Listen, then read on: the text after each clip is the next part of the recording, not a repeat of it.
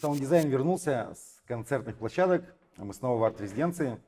У нас в гостях Виктор Соколов, лидер группы «Святая Инквизиция». Я помню его еще по концертам в Интеграле. Группа называлась Дурдом. Я это помню, да. Отличное было время, да. В общем, никто не делил панки, рокеры, в общем, металлисты. Все было в одной куче, включая даже каких-то там «Пролетел кукурузный самолет», если кто-то помнит. В общем, но потом что-то произошло, в общем, как-то все это распалось, вся эта общность, и я из виду потерял человека. И вот я недавно узнал новость, что готовится сингл. Да, это будет сингл. Это будет трек, записанный, так сказать, в качестве. То есть мы немножко решили отойти от панк-звучания и сделать его более-менее, что называется, коммерческим. То есть, чтобы помимо панков могли оценить музыку. Люди в машине хотя бы просто. И в том числе люди в машине. Отличная штука, панк-звучание. Один из людей, когда я готовился, в общем, я такой опросник сделал, один из моих знакомых назвал Святую Инквизицию самой трушной панк-группой города. Скорее, трушность наша не в том, что мы там все живем в помойке, и просто мы многие годы уже отдали этому движению и до сих пор верим в свои идеалы и принципы. То есть, скорее, трушность в этом у нас, нежели в грязи, которая ассоциируется с панками. Отнюдь нет. Так, а можно поподробнее тогда, вот про панк-культуру? Панк-культура, ну, лично для меня это когда ты делаешь то, что тебе хочется. Ты ориентируешься исключительно на свои желания, то есть на твое видение. Сейчас очень много, в принципе, людей, которых и группы, и движений, которые можно отнести в той или иной степени к панку. Но не надо забывать, опять же, что панк все же вокруг околомузыкальная культура. То есть нельзя человек, что хочу, то ворочу, я панк. Нет. Панк все равно он как-то завязан на музыке, так или иначе. То есть даже элементарно Энди Уорхол все равно крутился около музыкальной. Хотя вот его можно причислить, при том, что он не являлся, собственно, непосредственно музыкантом. Но его можно причислить к панк-движению. Я понимаю, о чем ты говоришь, да. И вся эта движуха вокруг него, потом панк и появился. В том числе, да. И опять же, панк, он же многогранен, начиная от легких поп-панка, который эксплуатируется и используется активно в музыкальных молодежных комедиях, заканчивая там Крастом, который очень основательно заигрывает с Блэком.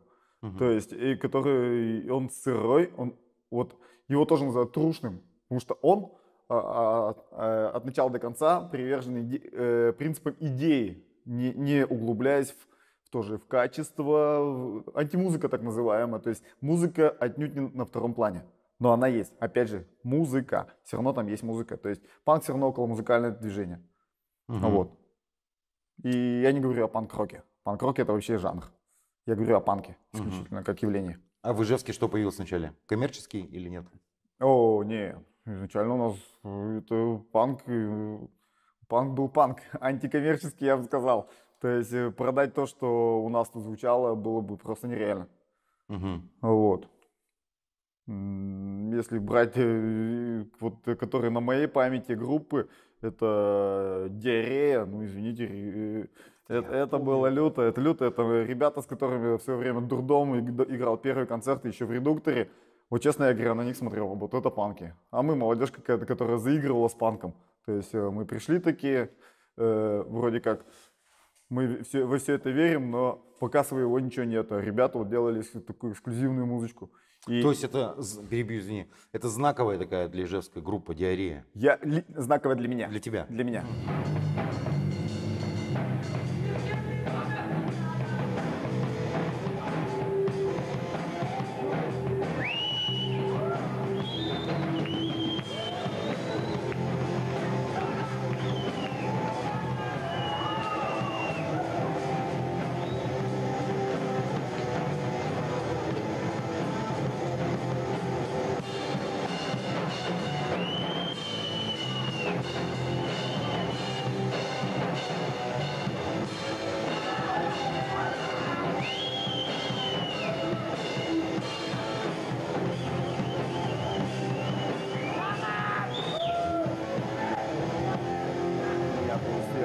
вероятнее всего, не знаю каких-нибудь мастодонтов панк-движения.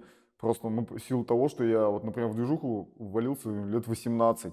То есть, если основная часть панков появляется лет 12, 13, 14, когда вот заражаются этими идеями, я достаточно поздний. Я как поздний ребенок, мама меня в 30 родила, так и я вот поздно ко всему этому пришел. Вот. Но я считаю, что вовремя. То есть это было самое такое актуальное время, это вот конец 90-х, начало нулевых, это переломный период, и на данный момент я считаю, что это лучшее время для панка было. Именно в Ижевске или вообще в России? Я считаю, да, даже можно в всей России, потому что это же суровое время было, время перемен. А когда на стыке эпох действительно и на время перемен панк это флагман движения. Слушай, я могу ошибаться, но в общем были такие фа и антифа. И панки, как правило, я, насколько я помню, по концертам в Авиаторе, это всегда были антифа такие. Или я что-то путаю? Да, это традиционное европейское. Панк же очень традиционен. При всем своем, что они пяточкой в грудь бьют, что мы свободные абсолютно. Нет, это одно из самых зашоренных явлений, и которое имеет очень определенные стереотипы. То есть европейский панк и американский, собственно, это да, это традиционное антифашистское движение, и у нас очень тоже активно культивируется. Я лично в своей группе вообще не хочу ни направо, ни налево ходить. Я хочу, у меня в большей степени идея социальная, нежели какие-то политические, националистические, антинационалистические движения. Это мне элементарно неинтересно. Каждый имеет право на самоопределение. А в чем социальность? Уровень жизни, политика, как что называется, личностные отношения, бытовые. То есть если заглянуть там не те немногие треки, которые записаны, то там все это видно, что я не упираюсь в какие-то вот эти колыхания вправо-влево, а в большей степени я пишу про то, что сам пережил. То есть о человеке, условно говоря, да? О людях. О людях, о человеке. Да. Такая гуманистическая, получается, вещь. Ага, интересно. А почему мало треков? В смысле, проблема Ижевска всегда, вот как раз ты говоришь про 90-е и прочее. Мы играли, и все мои знакомые без остановки играли концерты, ни одной записи. Потом все как бы постарели, играть уже никто не хочет, ни одной записи, и ты все это включаешь на магнитофон, и оттуда шуршит, и ты слышишь какой-то голос там и гитару знакомую. То есть тоже принципиальная какая-то штука, или просто не задумывались об этом? Нет, мы периодически выпускаем, но у нас формат больше синглы, макси-синглы, и скорее такой вот момент, как поиск своего звука до сих пор продолжается. 3 года, как мы восстановили, вот с Евгением восстановили нашу группу. То есть так-то она с 2005-го где-то примерно функционировала. Некоторое время, целый концерт сыграла даже. Так вот. И после этого мы лет на 15, в общем-то, на это дело положили. А вот недавно, вот относительно, получается, 3 года, может, чуть больше, возобновилась творческая деятельность, и теперь поиск актуального звука. Потому что то, что мы играли 15-18 лет назад, сейчас не актуально, потому что если ты несешь мысль, ты должен быть услышан и востребован.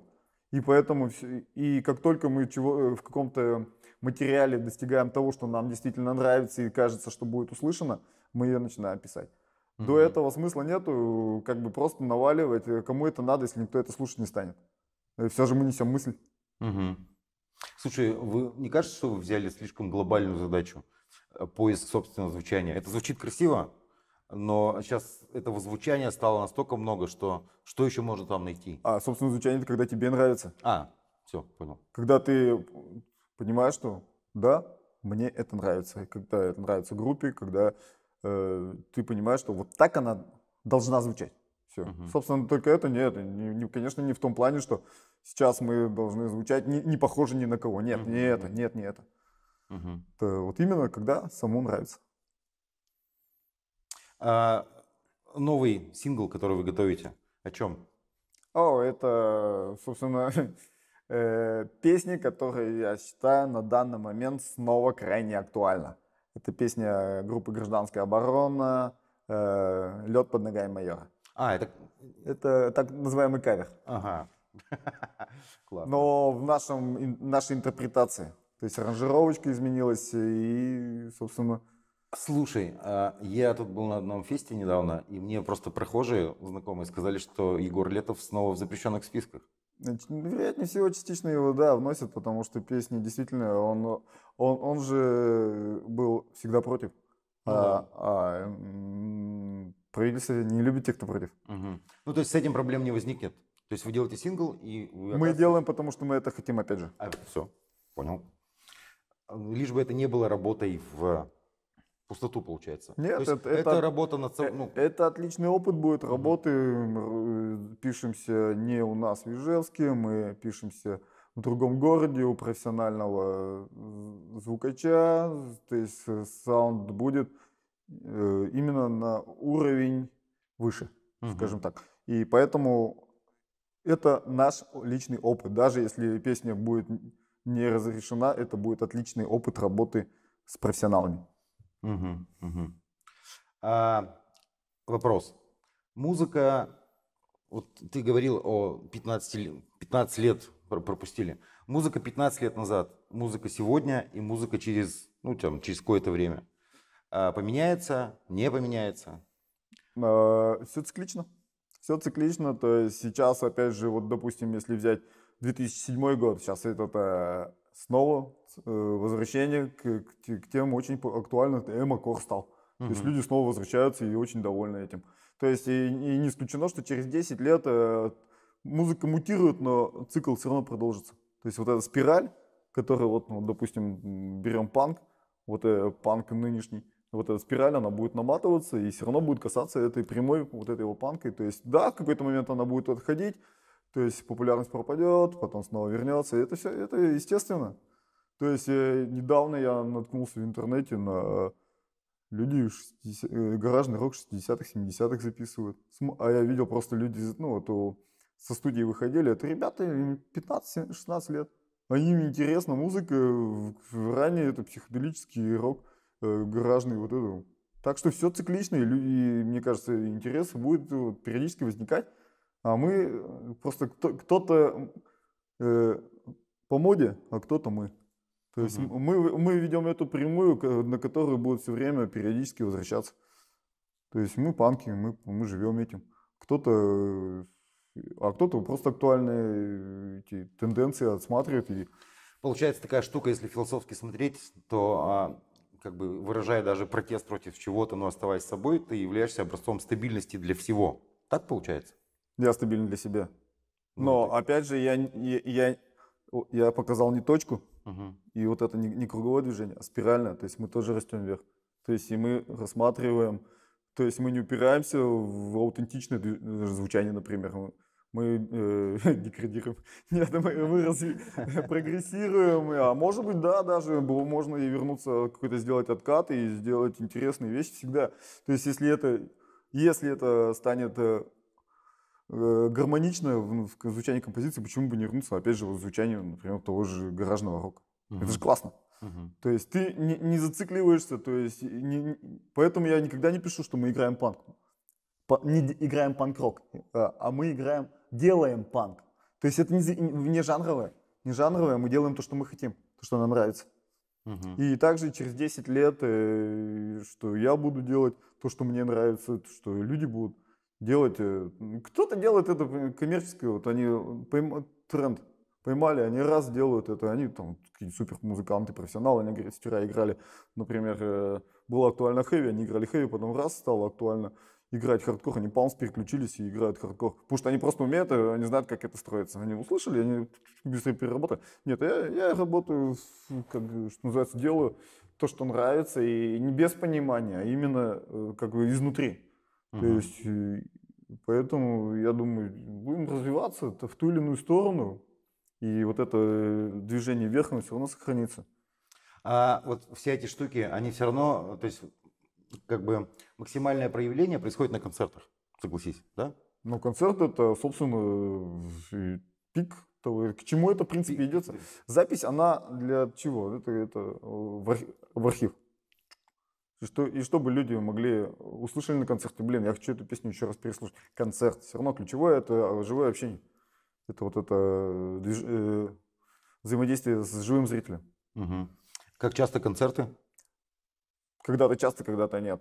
То есть все зависит от того, что, опять же, хочется играть с интересными группами, которые тебе интересны. То есть мы смотрим, и если действительно люди интересны, и нам интересна их публика. Кстати, интереснее именно публика, которая, допустим, с кем-то играем, и их тем. То есть наши ребята, которые человек 15, которым тоже лет по 30, а то и больше, они, да, они и так могут это, в общем-то, 100 раз слышали. А вот когда ты выходишь на зрителя другой группы и понимаешь, что они вот та аудитория, которой ты можешь эту мысль донести, и они ее услышат, вот это намного интереснее, лично для меня.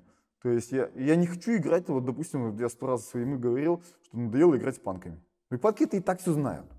Давайте зацепим каких-нибудь альтернативщиков, там, я не знаю, кого-то еще, чтобы именно донести. Желание донести. Да. Чтобы донести до других людей, вам нужен хороший звук. Стараемся. Вам нужен хороший звукач, хороший бэклайн, да, то есть как бы исполнение, то есть но это не есть вот этот раздолбанный панк или типа как все понесется, нет?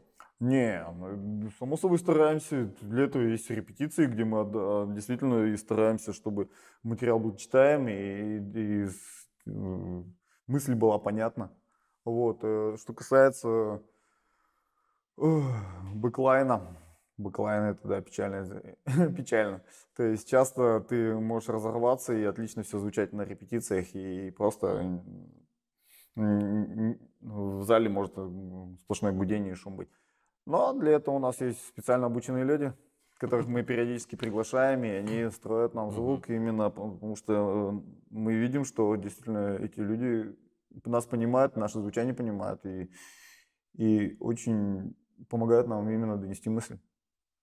Слушай, а как ты думаешь, вот это про поиск других людей?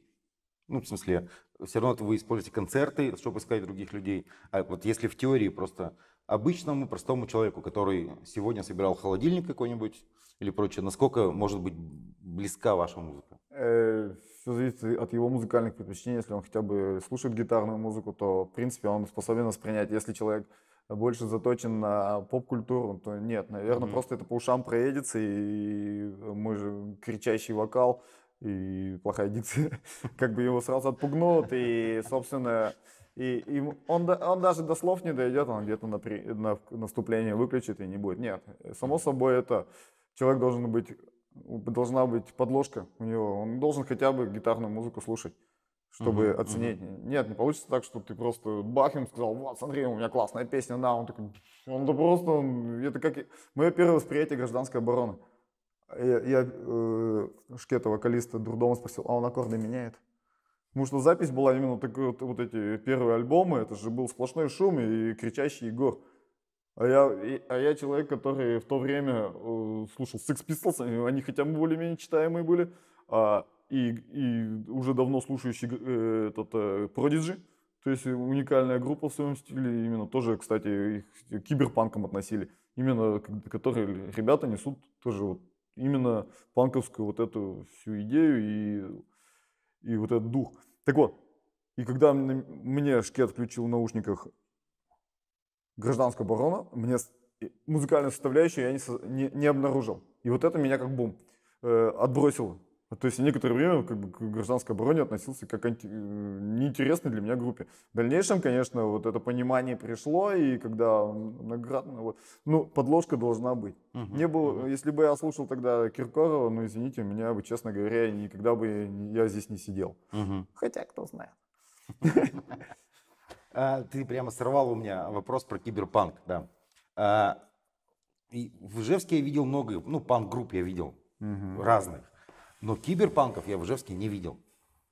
Было такое? В смысле поклонников киберпанка или поклонников, именно группы, которые делали бы так. Потому что Ижевск интересный город, особенно в конце 90-х, здесь практически все было представлено из направлений. Так это же Ижевск столица электронной музыки России. Не говори этого, это все, ладно. Но киберпанка группы я не слышал. Так, вероятно, и не было. Не было, почему? Так сложилось. Если мы столица электронной... Ну, просто брейкбиты, которым играли Prodigy, там, ну, вот непопулярность был, здесь было все же больше хаус-техно, вот такие более ненагрузные, танцевальные. Prodigy, хотя и были, как бы там даже какие-то награды получали как лучшая танцевальная группа, на самом деле они с точки зрения музыкальности, они более глубокая. То есть это не ровно, когда ты просто под ритм начинаешь шевелиться, а именно она вот такая, то есть где-то подъемы, где-то громкие звуки, где-то затишье. То есть она скорее, блин, у нее есть драматургия музыки. А у нас все же музыка была такая, она все же развитие именно электронное звучание танцевальной музыки. То есть так откровенно, чтобы у нас был какой-то именно, что называется, не музыкальные проекты, которые делают электронную музыку, а именно группа, которая несет концепцию, у нас такого не было. То есть не было личности какой-то, кто бы, вокруг которого бы это все создалось, скорее всего, так, я думаю. Да, все, в принципе, всегда так бывает, что бывает человек, который собрал вокруг себя кого-то, и они начали что-то делать. А вот в Ижевске личности такие в панк-культуре присутствуют? Присутствовали? Одиозные такие, чтобы вот просто вот... Я не знаю, когда-то, когда Настя Степурина делала свой незапрещенный концерт, мы вот здесь общались с ней именно на этапе, когда она собирала материал. Я лично считаю, что один из таких самых одиозных личностей, которые именно духу панка соответствует, Максим Ревкин. Именно, да, он, может быть, не делал никогда панк-рок как музыкальный, но зато он всегда делал то, что он хотел. Вот. Мне нравится дрюль. Вот, именно вот еще со времен как раз диареи. Вот человек, опять же, занимался тем, что хотел. И вот захотел то делал, захотел это. И, ну и опять же завязан с панком. Вот. А на данном этапе очень нравятся ребята, которые вот задержались. Потому что панк это же чаще всего возрастное явление. То есть ты такой в 15 лет максималист, революционер, потом к 22 ты такой, да ну у меня работа, семья и прочее. Да, и все. И они как бы так это в бытовуху ныряют и уходят. Они где-то дома слушают, а такие, да, мы все же еще панки. Да нет, ты не панк уже. То есть, а вот есть ребята, которые задержались. Это Ромка Муськин и Андрюха Поздеев. Вот они делают фестивали. DIY фестивали в лесу, все-таки партизанские делают звук и собирают группы с регионов, со столицы привозят и делают именно фестивали. Вот есть вот люди, которые действительно живут панком. О себе не могу говорить, потому что, как еще, опять же, с нулевых пошло, про себя нельзя говорить, что ты панк. Это про тебя скажут другие люди. То есть, вот у меня басист Евгений, вот он панк. Я за него могу сказать, ну, черт знает, сколько лет он с дредами ходит. И ничего, молодец. Слушай, а в 90-е ходить? Это я выходил всегда из дома. Я тогда был молодой, и я, честно говоря, не думал о родителях. И выходил из дома, как последний раз я знал, что я могу не вернуться. Могу просто завалить за ирокез, там, за рваные джинсы, за футболку Sex Pistols. И как бы я к этому был эмоционально готов. В каком районе жил? Строитель. Отлично. Ну, мы съезжались-то вот сюда, на Краснуху, нынешний госсовет, здание правительства. Да, я понял. Вот. Когда нас милиция там периодически принимала, они переписывают адреса, говорят, и как вы, ребята, вот тут я смотрю, металлург, автозавод, строитель, вас как вместе-то собрало? Потому что в то время непонятно, потому что все районами как-то тусили. А тут образовалась именно тусовка арсеналовская, которая вот объединила, в общем-то, со всех краев этого. Это был как бы, вот было болото, оно примерно такого же состава было, ну, такое более лайтовое. И арсенал такой более экстремальный. То есть мы там были и позлее, и, говорю, спокойно могли отмахаться от нападок обывателя, скажем так, не будем называться. Вот. Болото оно было по лайту, то есть обыватель приходил, болото разбежалось, обыватель уходил, болото сбежалось. На арсенал обыватель приходил, подрались, ну там кто уж кого победил. Все зависит от состава. Вот. И вот, так что я говорю, я спокойно уходил из дома, зная, что я могу не вернуться. 90-е, нулевые. 90-х, нулевые, да. Радикально. Ну, в конце 80-х также было примерно. Ну, в конце 80-х мне было там, дай бог, 10. Возвращаясь к кибер и, ну, там, в общем, к такому... Сейчас актуальна тема такая андроидов и прочего. Ты к этому как относишься? Ну, вот ты себя ведешь как человек, я вот так и так. Вот я считаю, что нас через лет 15 просто заменят и зачипируют. И я даже, в общем... Ну, мне будет к тому времени 60, я такой, давайте оставляйте чип, мне как раз пора, я пенсионер. Мысль доскажу. Мне кажется, что жизнь будет напоминать муравейник огромный. И в этом огромном муравейнике место для «живу как хочу» не останется вообще. Ну, насчет того же муравейника, для чего нам пандемии даны? Чтобы это же... Очищать муравейник? Это же циклично раз в 100 лет случается какая-нибудь эпидемия, пандемия и прочее, и часть населения отмирает просто, и все.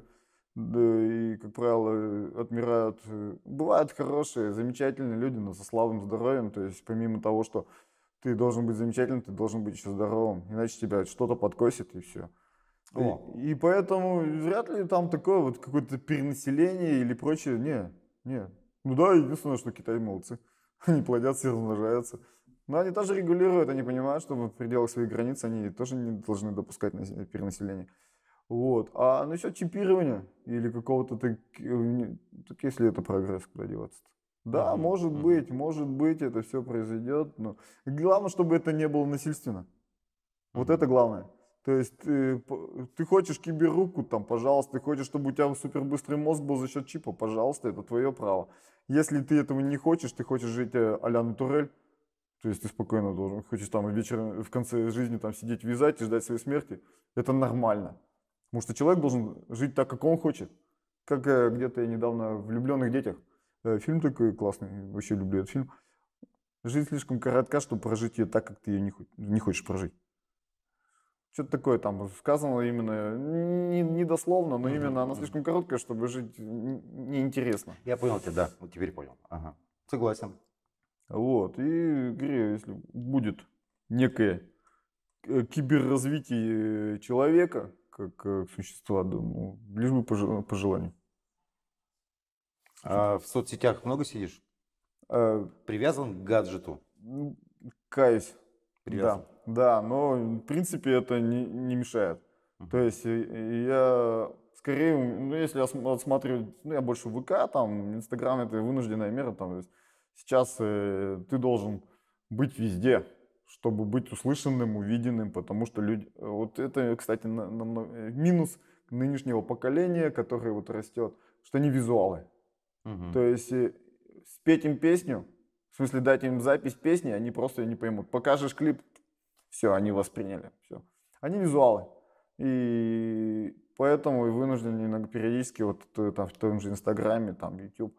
Вот. А вообще я люблю ВК. У меня много групп, там, научные, какие-то искусства. Вот я новостные все группы нафиг удалил. Это чернуха, я и так достаточно такой не безрадостный человек. И если еще и буду читать новости в стране и в Ижевске, честно говоря, я боюсь кончиться раньше, чем я планирую.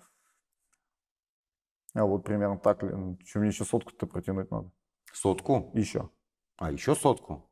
Ну, то есть у тебя план-то грандиозный? Конечно. То есть вопрос был неправильно задан. Не что ты будешь делать через 10 лет, что ты будешь делать через 70 лет? Через 70 лет старым буду. Старым с микрофоном? Или старым? Все зависит от физических возможностей. Все зависит, если... Ну, выглядишь ты крепким. Спасибо. Нет, это не спасибо. Тренировки, ходьба, бег. Да, я в какой-то момент понял, ну, у меня появилась когда 10, вот я люблю вот с этой фразы начинать. Когда 10 лет назад я решил бросить пить, у меня освободилось много времени. То есть это я не планирую пьянку, я не участвую в пьянке, я не болею после пьянки. Представляете, это сколько много времени? Я думал, чем это время занять. И небезызвестный товарищ акробат позвал в зал. Тогда у него был период завязки. И пойдем в тренажерный зал. Ну, пошли, мне понравилось. Я до сих пор в этой теме, и в какой-то момент я решил, что мое хобби... Так, разграничим. Панк — это моя жизнь, тренажерка это мое хобби. И в какой-то момент я понял, что мое хобби можно монетизировать и заниматься тем, что тебе нравится действительно. И я, собственно, прошел обучение на инструктора тренажерного зала и сейчас, собственно, на хлеб зарабатываю тем, что мне нравится. То есть я помогаю, я, как говорил мой преподаватель, приношу людям непоправимую пользу. Приношу им здоровье и, собственно, помогаю им достигнуть тех результатов, которые им хочется.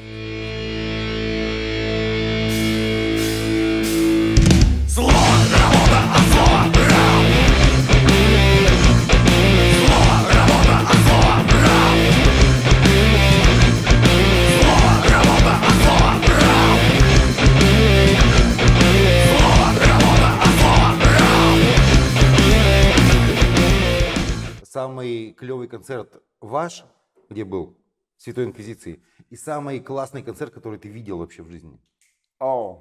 Самый классный концерт, начнем с того, что самый классный концерт, который я видел в жизни, это был 2001 год. Это меня, тогда еще немного лет, меня унесло в столицу, я попал на клубный, в маленьком клубе на концерт Exploited. То есть, когда, собственно, ты стоишь в полуметре от сцена тебе по пояс, то есть невысокие вот эти здоровые, сейчас нынешние сцены главклуба, вот, а именно небольшая сцена, вати, ряд песни и протягивать тебе микрофон, это незабываемо, это когда ты провинциальный панк, который даже так в то время еще нормальный ракет ставить не мог, то есть это такая мочалка на башке, виски выбриты, такая мочалка, ты приезжаешь в Москву, во-первых, ты видишь вот этих московских панков, они такие довольно уже рафинированные, то есть опыт там, все дела, и деньги, в общем-то, не решают, Москва все равно денежный город, вот. Приходишь на этот концерт, тебе микрофон в морду тычет вокалист группы в тот момент.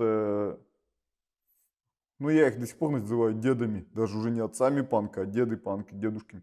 Вот. И он тычет тебе в морду микрофоном, ты уже вот такой вот. А зрители составляют, вот там вот сидят. После концерта просто ходил, стрелял деньги.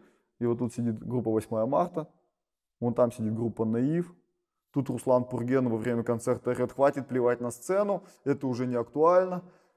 То есть ты понимаешь, ты в такой велите. А ты из провинции, ты первый раз вообще, в принципе, панк-концерт именно такого формата видишь, когда, во-первых, величайшая панк-группа, на мой взгляд, играет. Из ныне существующих. Потому что есть еще Sex Pistols. Вот. Вот эти, скажем так, российского формата, вот эти известные группы. А тогда же все на кассетах было, интернета не было. Ты такой, интернет-зачатки вот это, и ты такой, они где-то на кассете видел, а вот они, ты у них стреляешь деньги. То есть, когда сидит такой чача, у меня вот нету денег, а вон видишь там парень, а вот у него стрельни такой, поворачивается там Снейк. Ты такой, нормально, ты чача тебя послал к Снейку стрелять денег. Вот, это был самый концерт, который вот он мне больше всего запомнился. Просто это дичайший восторг, и вот это просто невероятно. Вот. А самый запоминающийся, на мой взгляд, концерт группы Святая Инквизиция, это все же первый концерт в Норе в Казани, когда тебе показывают сцену, а ты понимаешь, что это просто зарешетченная сцена за решеткой. И это такой бэкграунд дает, такой эффект, когда вот там вот эти немножко диковатые казанские панки висят на этой решетке, ты за этой решеткой поешь. Вот честно говоря, вот из концертов Инквизиции, наверное, этот самый такой запоминающийся для меня. А был еще такой, он скажем, такой концерт был эпичный. И эпичность была в том, что когда-то на Улетая была задумана акустическая сцена, и там могли, в принципе, выступить все, кто угодно. Вот. И я заявился, думаю, сыграю пару-тройку своих песен, те, что можно сыграть в акустике, потому что большая часть программы, она исключительно электрическая, и восприятия другого не будет, потому что именно за счет напора должно быть восприятие. Ну, тут я думаю, сыграю, новый зритель, опять же, надо мысли-то нести. Вот. И такой заявился, то все. И заявились еще тролливали. И получается так, что кто не помнит из группы, обнаружил, что там стоит аппарат целиком, Вот, Никита. Тролли решили играть электричество. Я мысленно прикидываю, что у меня кроме соло-гитариста вся группа на улетая. Я говорю, ребята, вы нам инструменты же одолжите? Никита говорит, конечно, одолжим. И вот эта акустическая сцена после выступления Стаса, как его? Непогодина. Да, они там вот, с бесовками отыграли. Такие. И выходит группа Святая Инквизиция, начинает просто на вот этих людей, которые пришли послушать акустику, начинает орать на них. И вот они сидят тут на этих ковриках вот так вот. И просто на них выходят панки и начинают орать просто. Слушай, вот ты сейчас описал как раз хороший концерт. Вот он. Да, нет. Приходят люди, а ты орешь на них, да. Вот, и честно говоря, я прям видел, как вот эта мысль, она не то чтобы проникает им в мозг, она просто влетает туда. Это было, вот это эпично было. Это было эпично, и когда на следующий год ты идешь такой по этому улетаю, там люди подходят, о, классно было. Вы когда выступаете? Я говорю, в этом году нас не позвали. Но люди запомнили, потому что это вот действительно было вот неожиданно, вот в принципе для них. Вот это, опять же, эффект неожиданности, он классный.